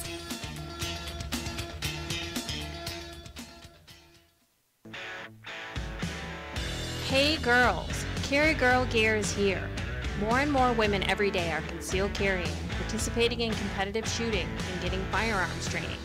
It's not a boys' club anymore, and we don't have to shop in their stores anymore either. Finally, a cool and unique clothing line just for women. Dope tees and hats for the patriotic concealed carry and 2A girl. So what are you waiting for? Go check out carrygirlgear.com today. It's your business diva here, Melanie Collette. I am inviting you to a front row seat as I discuss some of the most intriguing details of wealth and finance with today's movers and shakers in the world of business. Listen in and discover financial truths on a global, domestic, and household scale. Uncover topics that will impact your wallet today and in the future. Money Talk with Melanie airs Monday through Friday, 5 p.m. East, 2 p.m. West, right here on SHR Media and High Plains Pundit Talk Radio. You can't afford to miss it.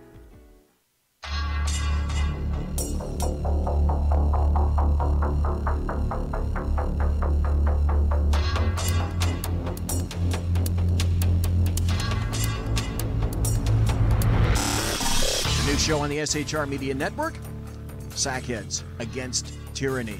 On shrmedia.com. Go there quick like a bunny, 11 p.m. Eastern, 8 p.m. Pacific every Wednesday. Live and direct on the SHR Media Network. shrmedia.com. Be there.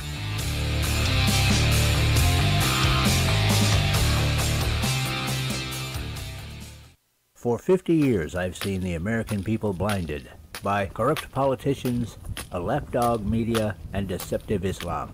The one thing the elites fear is one man with a cane. I'm Dave Milner. Join me through Spreaker, iTunes, and SoundCloud, through SHR Media and the Western Free Radio Network, for half a century of experienced perspective on political and social issues, weekly on The Unpleasant Blind Guy. And catch me on Jeff Mitchell's EDL Radio on blogtalkradio.com. There's no surrender, ever. Because truth is not always pleasant. Broadcasting behind enemy lines in occupied California, a mere 2 miles from the state capitol, the bloviating Zeppelin's Berserk Bobcats Saloon Radio Show can be heard every Tuesday and Thursday night at 8 p.m. Pacific and 11 p.m. Eastern, only on the SHR Media Network. Go to shrmedia.com to listen. You can also watch on the SHR Media Facebook page and the SHR Media YouTube channel. No goldfish were abused in the making of this ad. Conservative media done right. You're listening to the SHR Media Network. Ladies and gentlemen, boys and girls, children of all ages, it's the final 25 minutes here in the Sackheads Against Tyranny show. Let me ask you a question. Okay. Did I ever tell you about Seaside, Oregon? Seaside. I've been to Seaside, Oregon. I went to this little aquarium that's there in Seaside. Yes. It's a cute little aquarium. Yeah. I distinctly remember they had seals that you could get right up to. Yeah. It's weird. It was like a mom and pop aquarium. Yes, but it was really cool. But it was really cool because you got real close to all sorts of little animals and whatnot. So I thought that was nice. I went north of there on the coast as well. So I stayed in Seaside, went north of Seaside. Okay. And the reason I did that is because I went there in 2007 on my anniversary. We went up to Astoria. We went to the Ridge in over the Carson Valley in Nevada, and then went to Timber Cove on the Pacific Ocean, then drove up to Astoria. When we were in Astoria, we came down to Seaside and then went to that cool little aquarium kind of thing that was right there. Yeah, and Seaside's beautiful. It's really cool. It is a nice little town. I don't know that I'd go to Oregon because they're fucking crazy and there were pot stands everywhere. But the town was really cool. The coast was beautiful. Oh, it was gorgeous. But I drove north of there, and I actually went to right where the Columbia empties out into the Pacific. Oh, there was a base there. There were some coastal defenses there, and they date back to the Civil War. Really, I did not know that. And let me tell you the interesting thing about that place. That is the site where it is the only time since the first and only time since the War of 1812 that an enemy actually fired upon the United States mainland. Not the Japanese in the Aleutian Islands or the Hawaiian Islands, but the mainland. There was a Japanese submarine, I think it was I-25. You have to research to find out. But a Japanese submarine used to patrol that area, actually shelled that defense system. There were no casualties at the base.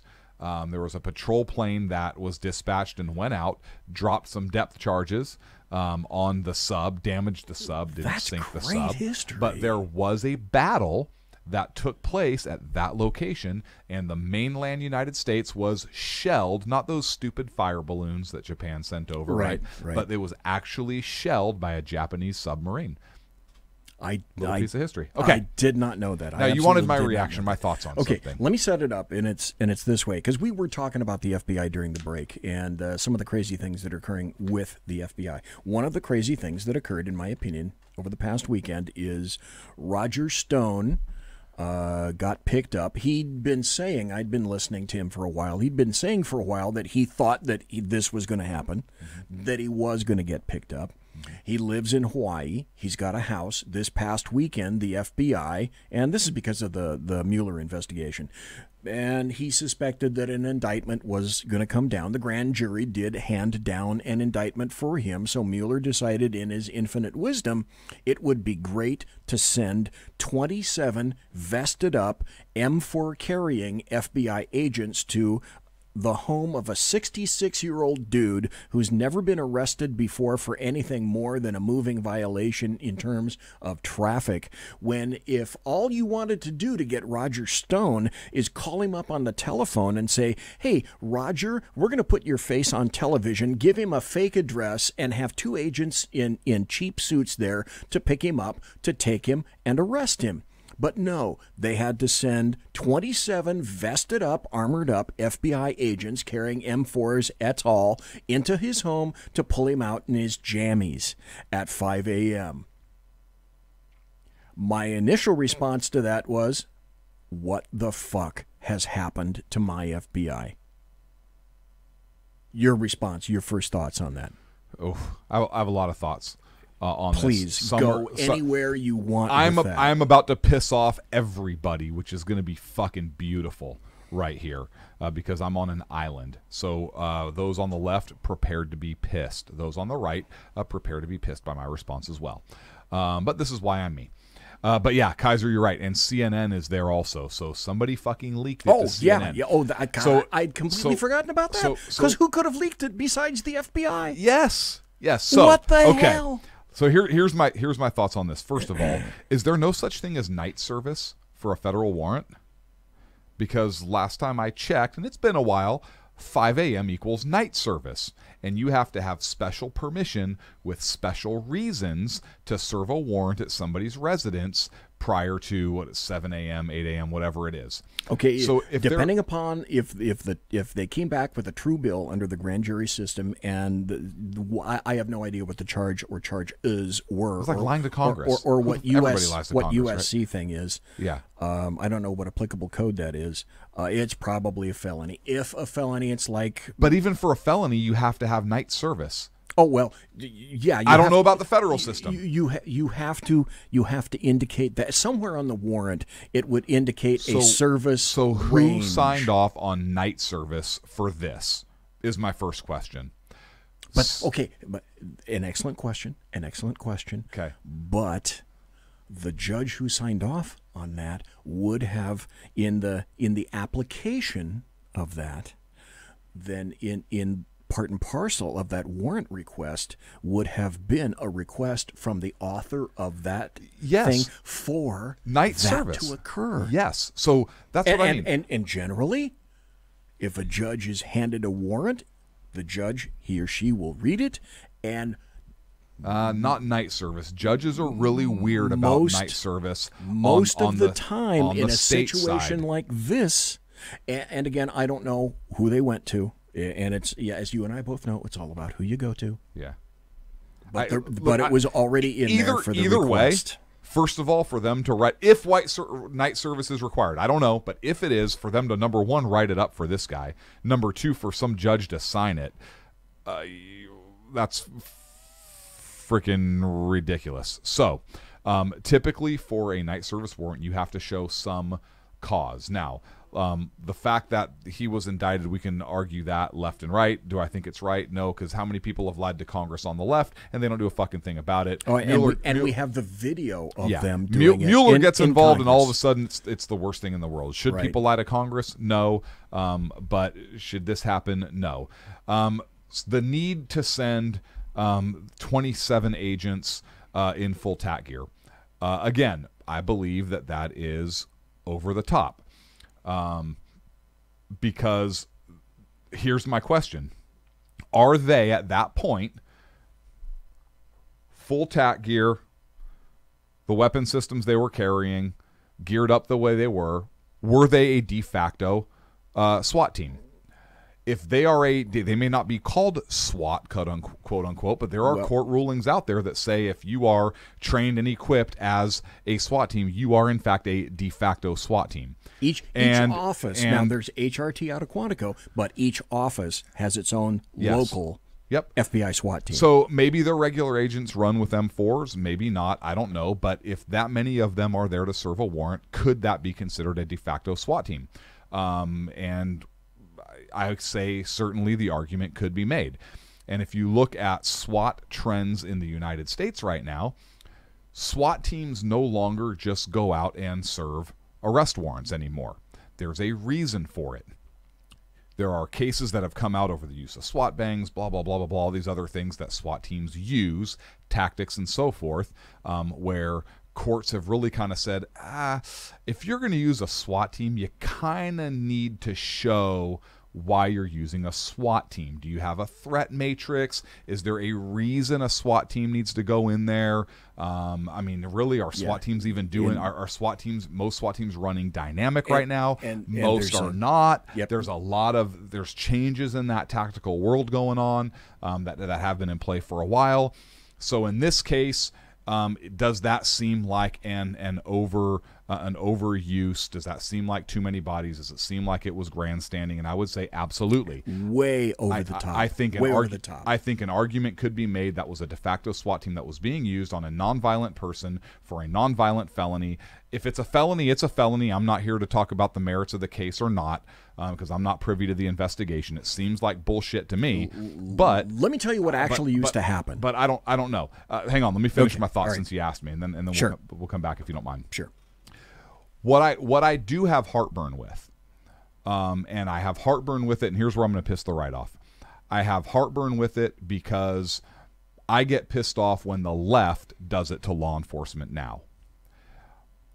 I have heartburn with the fact that people are describing the cops as being the ones, the individual agents as being the ones who are fucked up. And here's what I mean by that.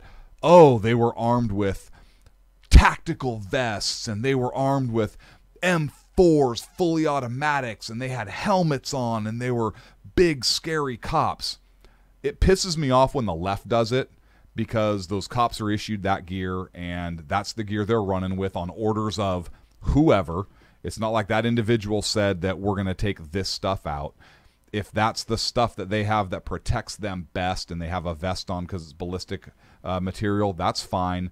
But I don't want to go where the left goes, and the left does this all the time, where, oh, look at that cop. They're so militant. They're so militaristic.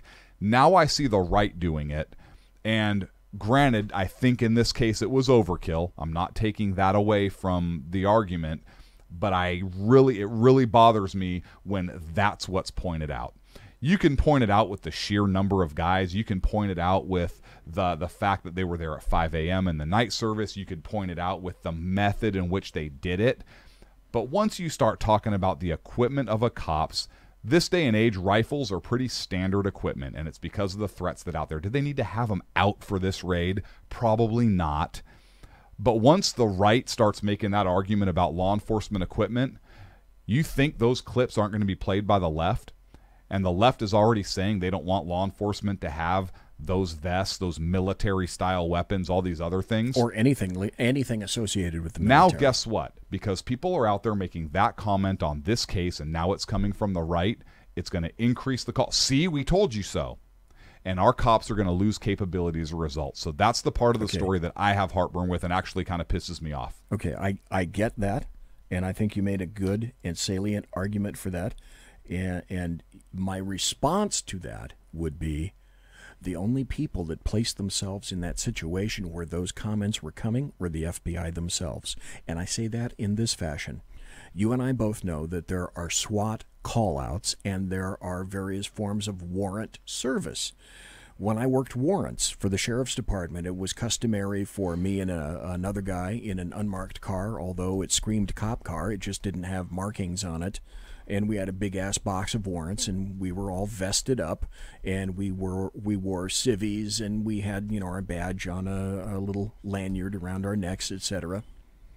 But there were times when I was working in various detective functions and with the FBI where we would call up a suspect and we'd tell them, hey, you're going to find two slovenly-looking guys in cheap suits outside your door at 5 a.m., and you have a pretty good idea of who this person is.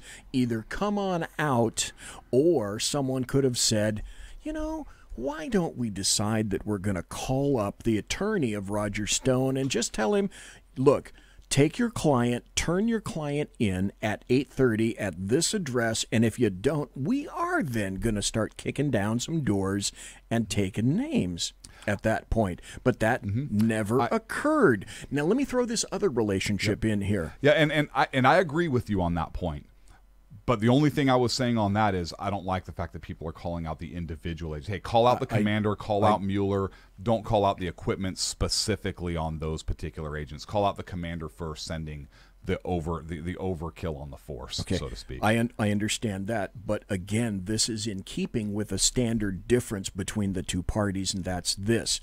Does anyone remember when Dianne Feinstein had the Chinese driver working for China, taking information off of her desk and working for her as a driver, and then she embraced him, and then he started doing all sorts of personal items and things for her while she was a senator. And she's always had a cozy relationship with China, which is one of the reasons that she had that guy working for her. He never had access to anything now it was proven that he was shuttling information from her desk over to whomever was in terms of Chinese intelligence, whoever he was meeting with.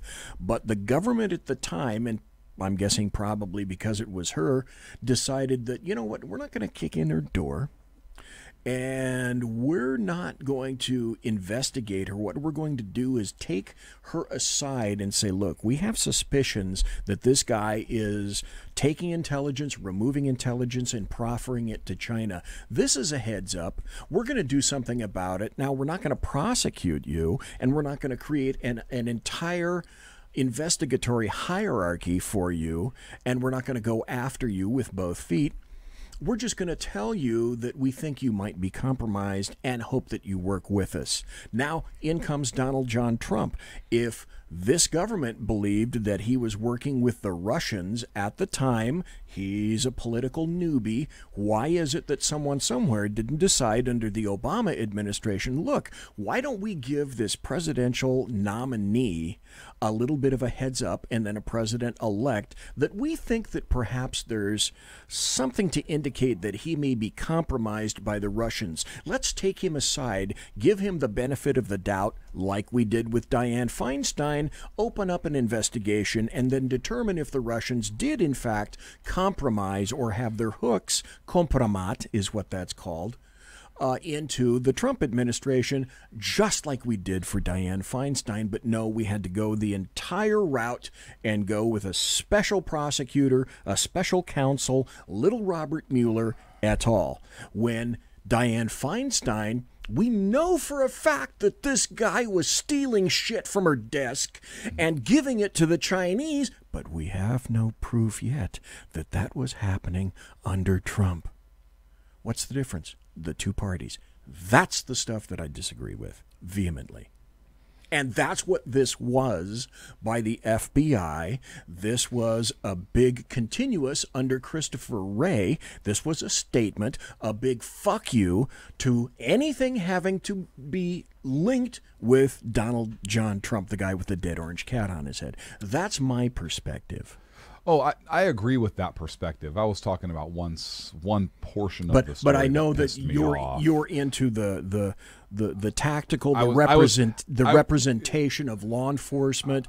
I definitely get that part. I was dealing with the minutia point that, hey, this is what pissed me off on this side. Look, I said this before. I agree that was absolute bullshit how that went down. I think that. It's sad to say. I think that the Donald Trump should dismantle the deep state, defund the FBI. He's the executive. He runs that branch. If Donald Trump wanted to say the FBI is not a created organization created by the Constitution, or he can close the FBI down. I think he should. What job does the FBI do that no other agency does? Former intelligence, we have a couple different agencies that do that. Anti-terrorism activity, we have a couple agencies that do that. Investigate crime, we got some agencies that do that. What is it the FBI does that they can't be shut down? Can you answer that? I can't. Constitutionally, what could be done if there was the political will to do this, and I feel completely that there is absolutely not just zero political will to do anything with the FBI per se right now, but sort of a negative column in terms of the political will to do something serious with the FBI like that. Mm-hmm. What could be done is you could keep the constitutional quality of the U.S. Marshal Service and expand the 10,000 or so agents that are in the FBI and roll them over into the U.S. Marshal Service. Yeah, and the marshals are almost like they're on the federal level what the county sheriffs are. Really? Son of a bitch. Like what I did there? We didn't even like get to what that. I did there? You see what I did there? God. But they serve process. They get fugitives. They are the enforcement branch for federal process and so forth. Right, serve all federal warrants, cases, courts, bailiffs. Yeah, and they have some great tech and so forth available to them. UFAPs all over the place. Yeah, but hey, you want to investigate bank robbery? Why isn't the Secret Service or Treasury doing that? Why is the FBI doing that? You want to do kidnapping? Okay, have the locals do it and have the marshals involved if it's something that needs to take place over state lines or something of that nature. Yeah, because there's all the offices all throughout the United States. Expand the marshal service, that's my my thought on that. Shit, we've got 3 minutes left, and I know you got to sky out of here. I'll tell you what. How about this? Let me throw this out in the ether, and you think about this. Yes. I know you got to go someplace. You're gonna sky away and do some cool stuff next week, Wednesday, because I think this will still be an issue. Because I think between now and then there are going to be more developing stories. You know what area I'm going towards in terms of when you mention the sheriff and law enforcement or whatnot. How about we keep this topic alive And I put this in the Mark 1 Model 1 BZ brain housing group right here, and we discussed this in greater detail because I am assured there are going to be more stories about this by this time next week, and we can have we can devote the time to that topic that I think it really does deserve. Yeah, I agree. Let's do that. How about that? Let's do that. Okay. It's been Alrighty. a great show. It has been a great show. We're going to wrap it up a couple of minutes early. Not because we don't love you, everyone, but because we're just going to wrap it up a little bit early. Both of us have to do some stuff and jam out of here a little bit early. And then Sackheads Clint has got to get up at like 0:30. Poor guy. But he's half my age, so he can take care of it. He's like 40, and I'm like 80. So I don't have any problem with him. I know he's going to be able to handle it very, very well. In any event, let's go ahead and do this. I think we had a great show. I enjoyed it. We did have a great show. I hope you enjoyed it as well. We're going to be back with the Sackheads Against Tyranny. Don't know, can't say if Sackhead Sean is going to be here. Don't count on it. Oh, they didn't know the 9:30. So we didn't even get to the 9:30. No, we did. Yeah, well, we didn't. I got all sorts of questions about it, but we never answered it. I never did. To Kaiser Schuff, sorry I couldn't get that through, but I figured out what the issue was, and it's about the Bluetooth on the board. In any event, thanks for listening tonight. Let's see. Okay, wait, no, I'm pointing the wrong direction. That's Sackhead Clint over there. I'm over there. You are over and there. I'm over there. Sackhead BZ is so Sackhead's Clint is on the right, and way. it's Sackhead's BZ on the left. Yeah. And thanks for listening tonight. And tune in next Wednesday, 8 p.m. Pacific, 11 p.m. Eastern. God bless, take care, and be safe.